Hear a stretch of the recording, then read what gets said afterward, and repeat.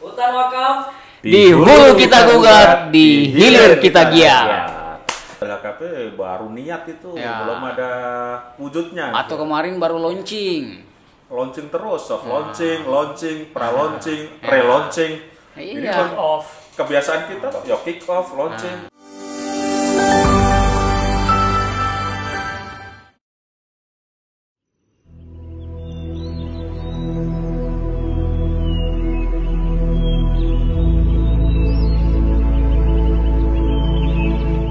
Selama ini, pemanfaatan tanah wakaf banyak diperuntukkan pada fasilitas keagamaan dan sosial seperti masjid, sekolah, tanah perkuburan, dan rumah sakit.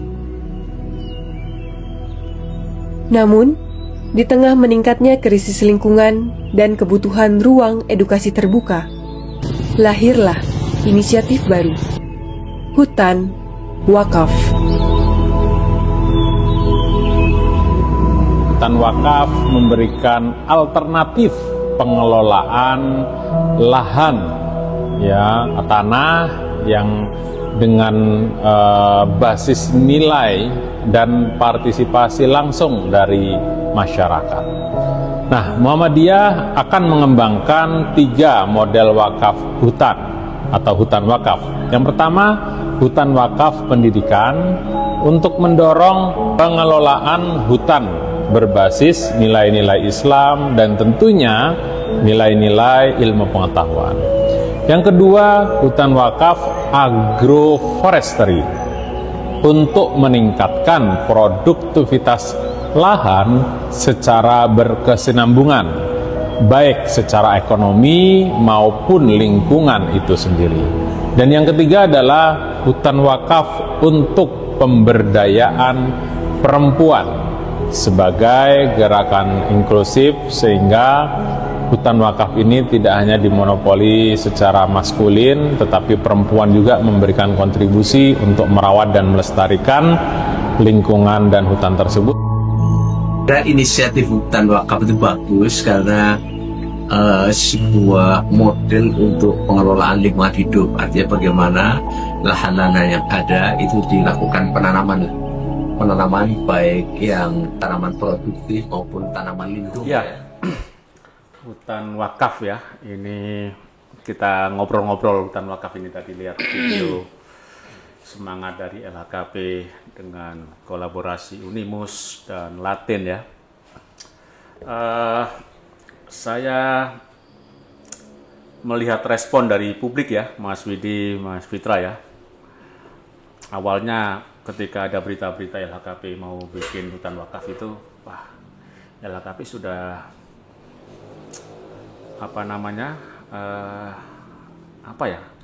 LHKP nggarap hutan wakaf itu. Walaupun saya sendiri, Mas Widi, memulai mempromosikan hutan wakaf di LHKP itu, saya langsung antusias kan, walaupun belum kita buka secara luas ya. Jadi kalau kita masih ditanya orang-orang, kan gerakan ini masih panjang ya, butuh nafas panjang, Mas Widi, Mas Fitra ya.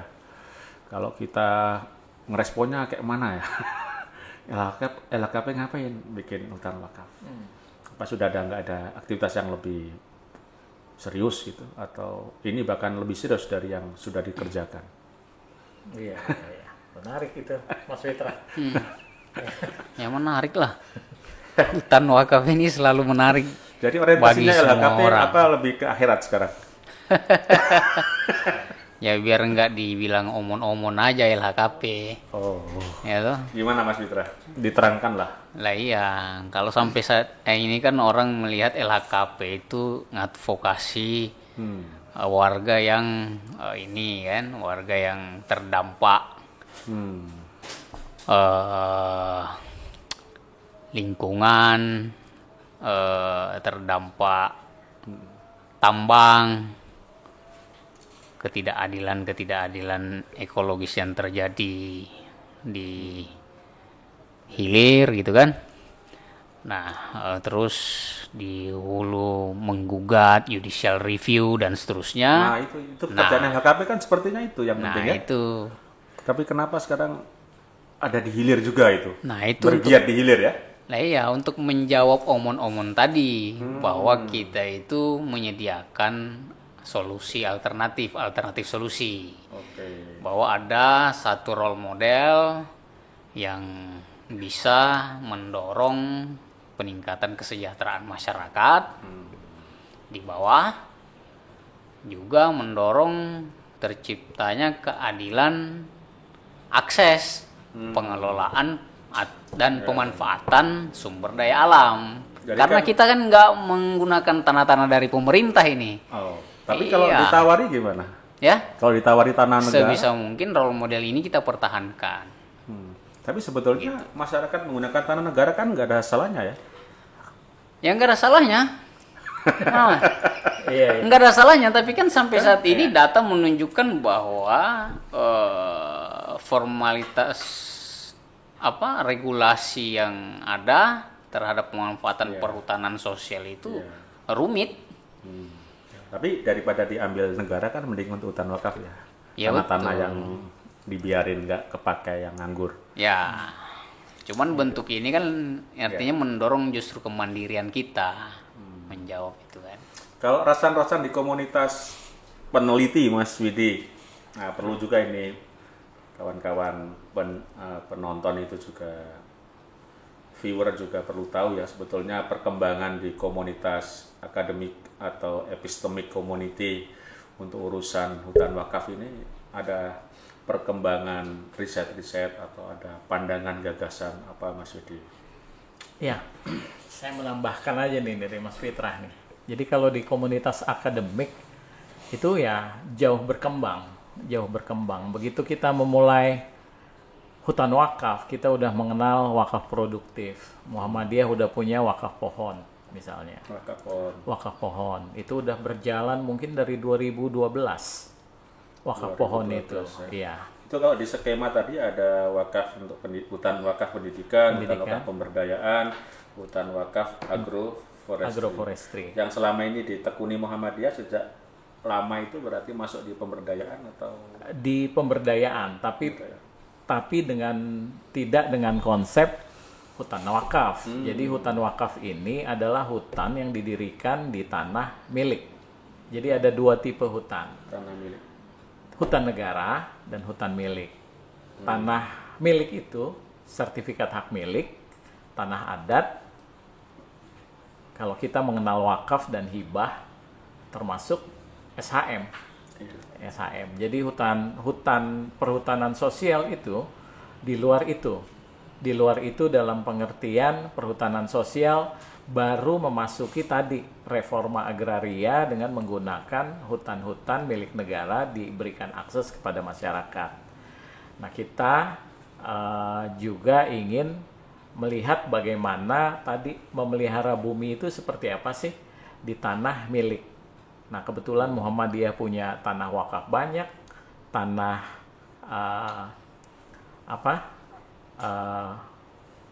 yang lain juga banyak yang Tanah sudah dimiliki hibah.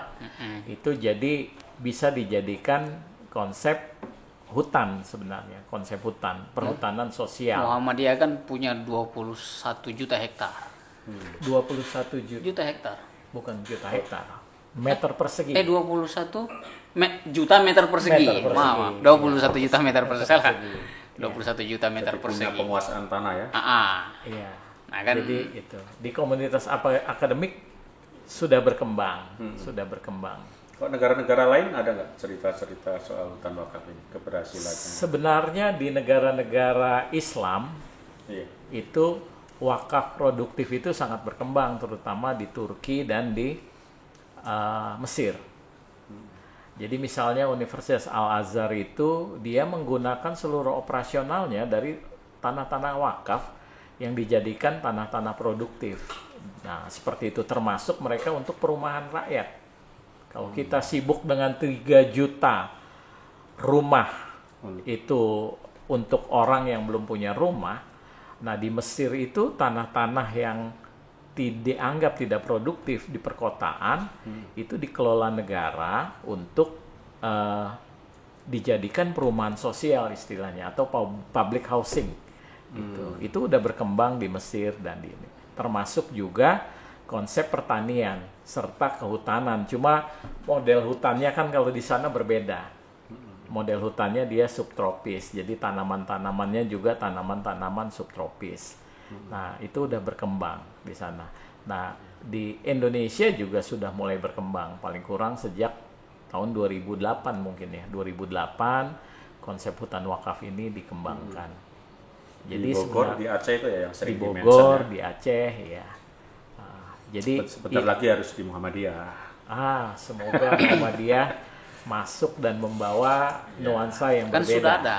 Ya. Oh, sudah ada ya? Sudah ada. Sudah ada ini. Sudah ada dong. Jadi orang-orang rumor-rumornya itu LHKP baru niat itu, Ya. belum ada wujudnya. Atau kemarin baru launching.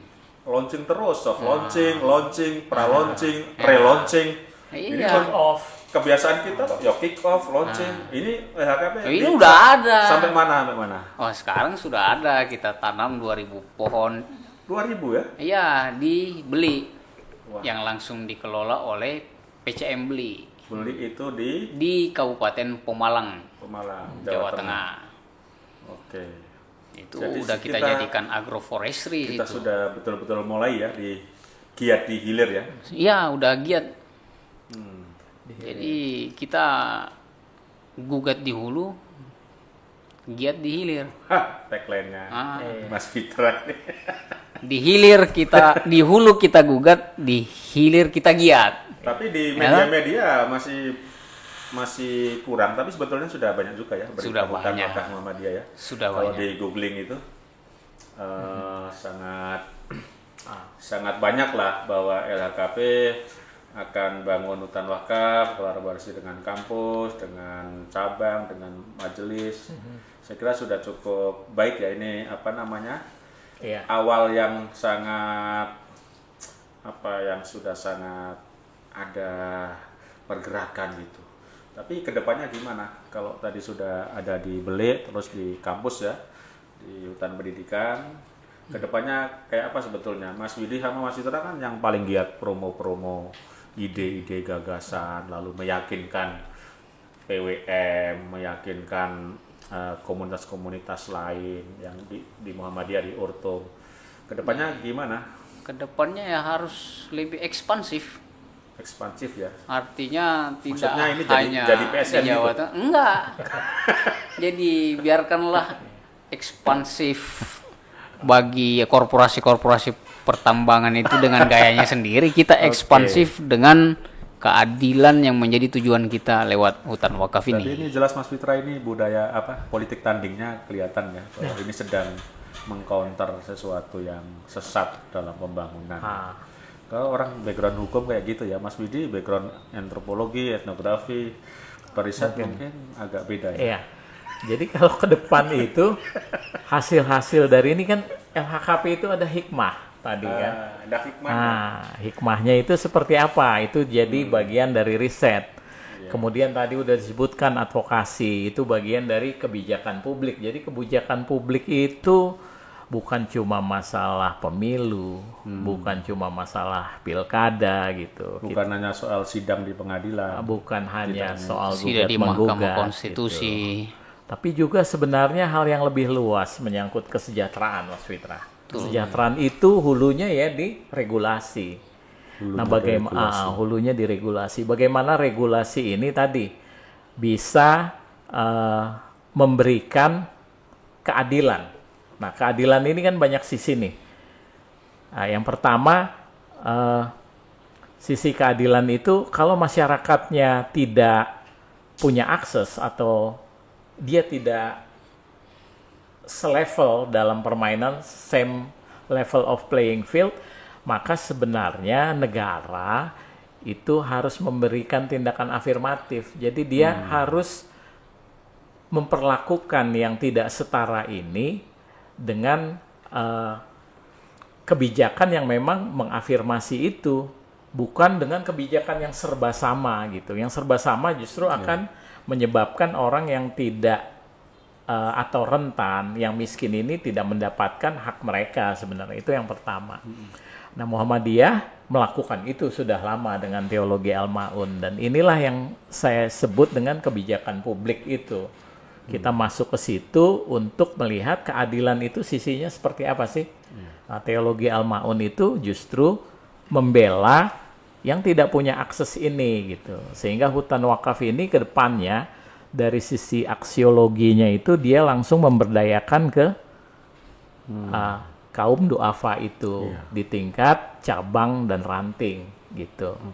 Nah, LHKP sendiri apa? Kita inisiasi tadi yang dimaksud ekspansi, siapapun akan bisa mereplikasi ini dengan tentunya inovasi-inovasi yang muncul kemudian sesuai dengan lokalitas. Ya, jadi gerakan hutan wakaf ini jangan sampai terjebak birokrasi ya yang sulit. Wah, harus izin ke LHKP dulu ini, atau harus benchmarkingnya harus seperti LHKP. Harus seperti apa ya. Jadi ini betul-betul untuk ya katakanlah ini hutan wakaf ini juga bagian dari rahmatan lil alamin ya. Sebetulnya tidak harus tanah Muhammadiyah juga, tanah individu, tanah amal usaha boleh, tanah tetangga juga boleh, berkolaborasi dengan siapapun ya. Jadi inklusif seperti alam semesta lah. Kan tidak oksigen tidak diberikan hanya umat Islam, oksigen yang terbaik, oksigen yang kurang bagus untuk umat yang lain kan tidak. Jadi nalar itu sangat penting. 3 poinnya, efektif, inklusif, dan berkelanjutan. Oke. Tapi tadi menarik apa yang dikatakan Mas Fitra soal bagaimana keutuhan atau apa ya, kesatuan antara yang di hulu dan hilir, dan juga Mas Widi tadi ya. Jadi jangan sampai kita itu was-was sih. Kadang-kadang giat di hilir, tiba-tiba keputusan bupati ruangan lahan ini akan dibangun atau keputusan PSN ini jadi jalan tol, padahal kita sudah giat membangun penanaman pohon buat mangrove, tiba-tiba jadi stream estate dan sebagainya. Itu artinya kita butuh regulasi, itu betul-betul harus dipantengin juga. Nggak bisa kita nggak usah andalkan negara, kita pokoknya giat di bawah aja, bisa ambiar juga. Betul. Nah, itu mungkin yang harus dijelaskan ke publik, atau bagaimana ini menjadi gerakan jamaah wakaf hutan, mungkin ada istilah bagus saya dengar dari Mas Fitra itu kapan gitu, wakaf hutan advokatif atau apalah, hutan wakaf advokatif. Nah, jadi itu menunjukkan kita sedang berada di ruang antara yang hulu dan hilir, itu harus disinkronkan, dihikmahkan. Ada konvergensi titik temu antara hulu dan hilir. Ya, selama ini kan LHKP sibuk di hulu kan? Sebenarnya hilir sudah jalankan LHKP di sisi advokasi ini masyarakat. LHKP periode yang ini atau yang sudah yang dulu? LHKP ini juga. Advokasi giat di hilir itu ada advokasi. Sama tadi ada yang langsung ditapak ya, langsung turun ke warga ya. Ya. Pemberdayaan ya. Ya, dan ini sebagai social forestry ini sebagai ini warna lain atau warna lain ya dari giat di hilir itu gitu loh. Ya mungkin PR kita itu kan kadang-kadang advokasi ya. Ini refleksi dari program Al-Ma'un Gusto Village itu. Bagaimana antusiasme warga ya ketika ternyata kita juga bisa menemani mereka belajar peternakan, belajar pertanian gitu ya, membuat bank pakan. Karena selama ini kita kayak terputus dengan ide-ide kesejahteraan tadi, seolah-olah kita murni advokasi, hukum dan politik gitu ya. Jadi kita tercerabut dari kepentingan warga itu sendiri yang harus sustain. Butuh pangan, butuh oksigen juga di area-area terdampak konflik seperti itu. Itu mungkin saya menganggap LHKP sekarang harus punya dimensi punya empati di aspek-aspek ekonomi, pemberdayaan. Jadi hutan wakaf ini saya kira ya memang semangat zaman LHKP masuk banget sih menurutku. Ya, termasuk pemberdayaannya pertama tingkat kawasan. Dia kawasannya ada kawasan bisa dia komunal, nanti lahan-lahan komunal, bisa tadi yang lahan wakaf atau yang milik ya. Jadi tidak harus ini sertifikat apa jenis apa dari catatan sipil atau KUA itu ini area hutan wakaf, nggak harus begitu ya? Nggak harus. Nggak harus, Yang ya. penting ada akad.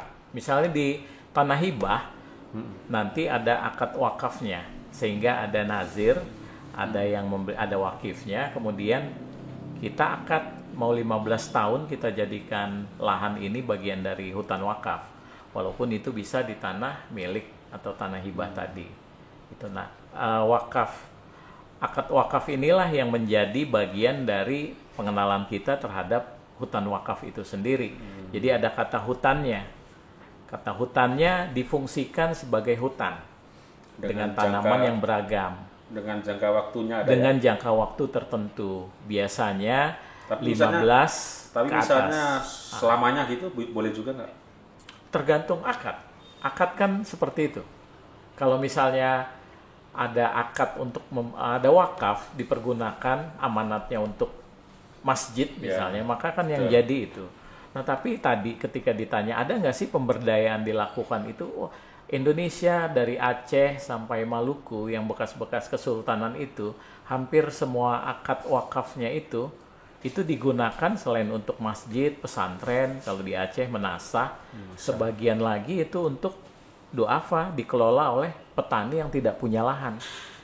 Seperti di Aceh, ada menasah, ada kelapa, kebun kelapanya itu dibagi hasilkan. Itu diatur negara atau Tidak. siapa? Nggak ada wakaf yang diatur negara dalam pengertian bagaimana bentuk akadnya gitu ya. Itu murni diturunkan dari fikih-fikih yang kita miliki semua. Oke. Ah. Konteks Aceh itu kemudian orang yang nggak punya tanah diberikan akses itu sebagai keputusan pengelola hutan wakaf. Jadi kalau sebelumnya mereka nggak menyebutnya sebagai hutan wakaf ya. Iya, betul. Berbeda dengan maksud saya percontohan hutan wakaf yang ada di Junto di Aceh. Nah ini konteksnya kita sudah mengenal wakaf produktif sejak zaman kesultanan maksud saya. Iya. Nah, itu diberikan kepada orang yang tidak punya lahan sebagai bentuk jaring pengaman sosial di masyarakat. Ini aspek keadilan juga. Aspek keadilan, termasuk tanah-tanah, pengaturan tanah-tanah komunal di daerah Kesultanan Ternate dulu. Seperti itu maksud saya. Jadi itu semua, kayak kelapa, apa semua itu sistemnya berubah. Cuma bahasanya ada bahasa daerah, bagi hasil Di gitu. Tidore ya.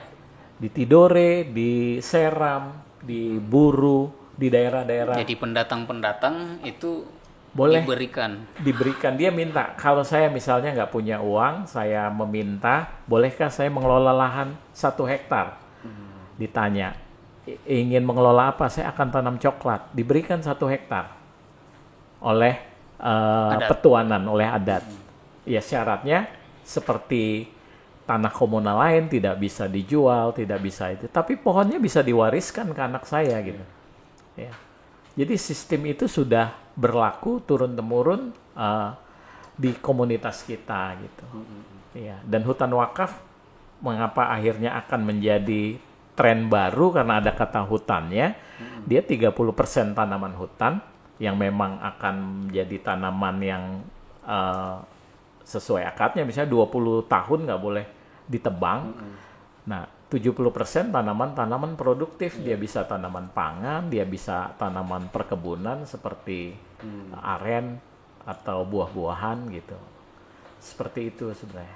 Jadi memang itu yang ingin dilakukan dalam konteks tadi. Kadang-kadang itu kan kita sering lihat ya, ortom-ortom di Muhammadiyah atau AUM ya, bikin program penanaman pohon di pantai, di sepadan sungai. Tapi setelah menanam, ya nggak tahu hidup apa tidak. Nah, hutan wakaf itu pasti berbeda ya dengan kebiasaan artifisial. Yuk kita nanam pohon, 1 juta pohon, penanaman apa. Tapi kan tidak digaransi siapa yang akan mengamankan itu tumbuh, memonitoring atau apapun. Hutan wakaf ini pasti jauh lebih baik kan? Kita memang rencananya pengelolaannya memang itu harus lebih berkemajuan lah, ya kan? Tidak asal tanam terus pergi. Ya. Tidak pernah ke sana lagi. Enggak, ada pendampingan. ya kan, ada pendampingan Setelah terhadap foto-foto, launching, tanam, terus nggak pernah tahu tanaman itu nasibnya kayak mana. Hutan wakaf dan juga kita kontekstualisasikan dengan kemajuan teknologi gitu. Jadi kita menggunakan teknologi yang jauh lebih maju untuk memonitor tanaman-tanaman yang sudah kita tanami. LHKP punya mitranya untuk tenaga profesional lah, katakanlah gitu. Punya. Jadi ini yang saya sebut ya, ini pasti lebih sistematis, berbasis pengetahuan, berbeda dengan ketika kita di SMP atau SMA, yuk nanam pohon, nangkul, foto. Terus kita nggak pernah tahu, nggak pernah engage lagi dengan area itu. Bahkan itu bisa dimonitor langsung lewat aplikasi gimana GPS gitu ya? Ya, kira-kira seperti itu. Termasuk jenis pupuknya pun bisa diketahui langsung dari situ. Akuntabilitasnya juga bisa langsung kita ketahui. Lalu pengelolaan akuntabilitas itu bisa kita jaga. Lalu kita juga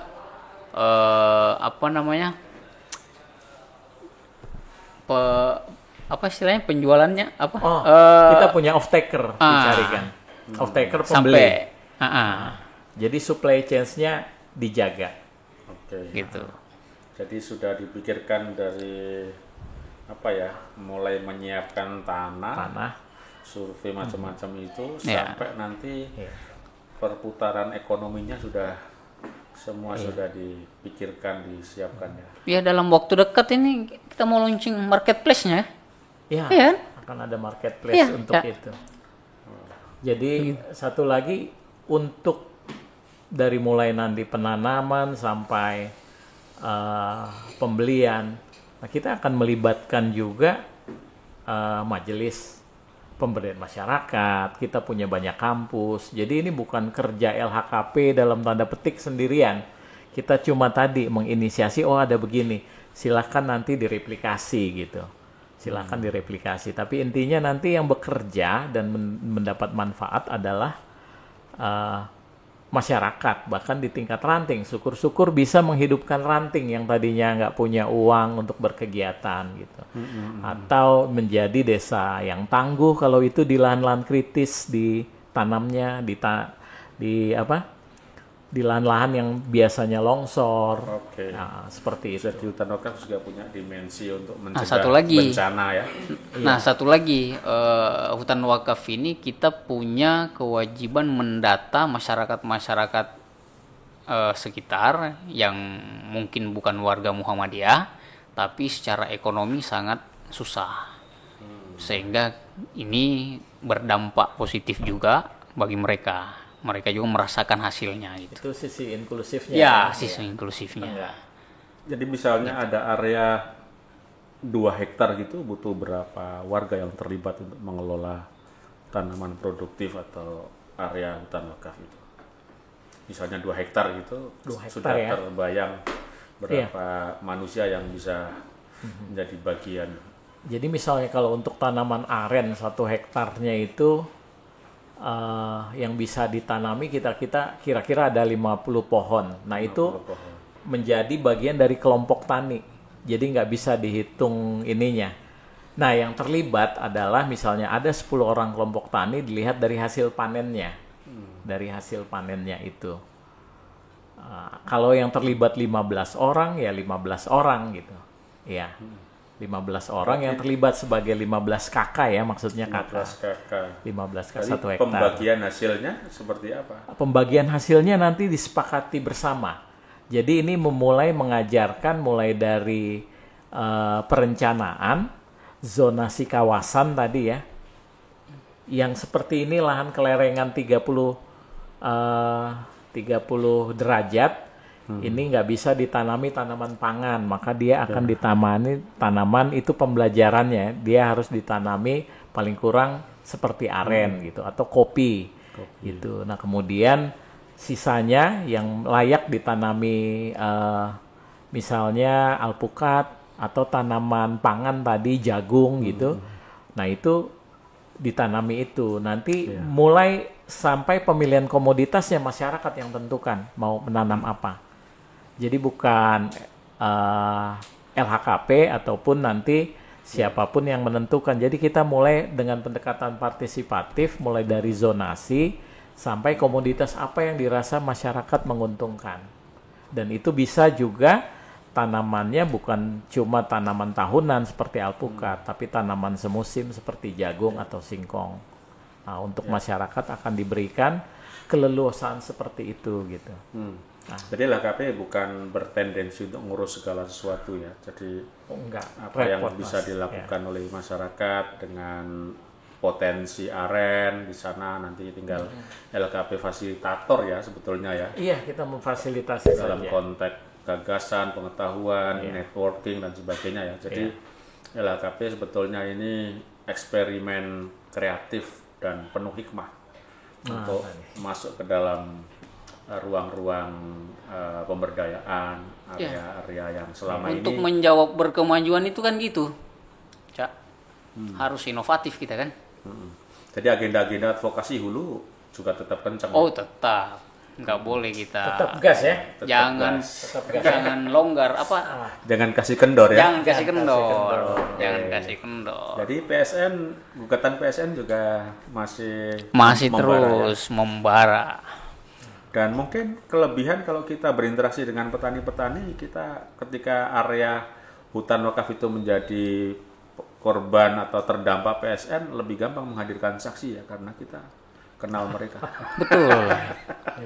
Betul itu. Menyiapkan orang-orang yang berani ya melalui interaksi hutan wakaf ini. Kita harus bisa memetakan daerah mana yang bisa didahulukan sebagai prioritas. Kalau mereka setuju dengan konsep ini, kita bisa masuk sebenarnya untuk menjadi prioritas. Kita bantu ini sehingga lahan itu bisa direklaim dulu. Ya, saya di Japri banyak pimpinan wilayah dan juga AUM ya, sekolah, mereka punya tanah dan sebagainya, pesantren, ada yang di Sorong, di Sumatera Barat juga tertarik ingin mempelajari hutan wakaf ini. Jadi prospek juga ya LHKP menggerakkan ini ya, saya kira ke depan. Iya, karena nanti outcome-nya banyak ya. Pertama output ya, tentu output itu kesejahteraan itu dari peningkatan penghasilan. Nah, nanti outcome-nya selain kelestarian adalah bagaimana masyarakat melihat ke depan. Selama ini cuma diajak bermimpi 5 tahunan lewat Bangdes, Musyawarah Pembangunan Pedesaan. Nah, kita bisa 30-35 tahun memperkirakan seumur pohon itu. Kira-kira ini produktif sampai 30 tahun misalnya. Kalau kelapa itu bahkan sampai 50 tahun ya, kelapa dalam itu. Nah, bagaimana masyarakat mempelajari itu sehingga dia paham kalau kita agraris, lahan harus kita jaga, bumi harus kita lestarikan gitu. Sampai ke sana kita nanti merencanakan. Luar biasa itu. Jadi LHKP lebih punya sense of crisis ya, karena betapa sulitnya ngurus tanaman, betapa sulitnya mendapatkan akses ketika kita punya program wakaf atau bersama-sama lintas organisasi, lintas lembaga, kita tentunya lebih menghargai arti keadilan. Betul. Nah, perlu ketahui loh data 90% pengelolaan hutan itu korporasi. Ya. Iya. Nah, ini kan jawaban terhadap sisa 10% itu yang dikelola masyarakat. Ya, kalau itu dengan konsep perhutanan sosial tadi ya. Sosial tadi. Jadi sangat timpang. Sangat timpang memang. Kita nggak boleh kalah di semua hal ya. Harus ada yang dipertahankan. Nanti juga ada model riset. Kita bisa jadikan itu riset. Kalau kalah di hulu, bisa nggak kita menang di hilir? Ya, kalau kalah di hulu, kekuatannya dari hilir kan? Betul juga itu ya. Gedornya. People power ya. People power kan? Diambil dari pinggir ya. Iya, aku lihat Mas Widi juga siap aja mempersenjatai petani. Buruh tani. Ini kan upaya kita mencerdaskan ya kan. Iya toh, mencerdaskan bangsa kan, amanat konstitusi ini kan salah satunya gitu. Ya, petani memang rentan di banyak hal ya, secara politik, secara ekonomi, punya kerentanan sehingga LHKP sudah sangat pas lah memperhatikan akses.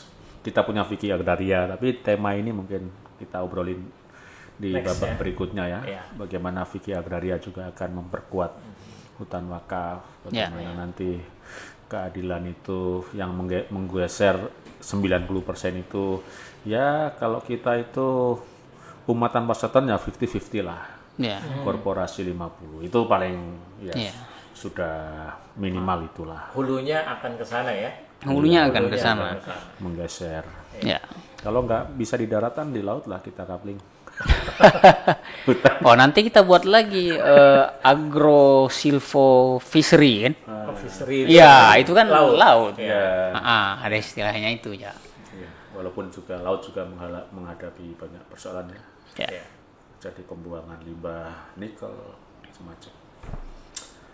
Oke lah, saya kira untuk sesi ini ya kita sampaikan apa tadi tagline-nya di hulu. Di hulu kita gugat. Kita tutup dengan tagline itu ke para di hulu viewer. kita gugat, di hilir kita giat. Wah mantap itu sudah. Yuk kita coba. Gobel bilang hutan wakaf. Gitu. Ntar kita kasih ya Gobel ya. Ya kan ini mau seperti podcast kan. Kalau menonton kan gitu. Ayo. Hutan wakaf. Di hulu kita gugat, di hilir kita giat.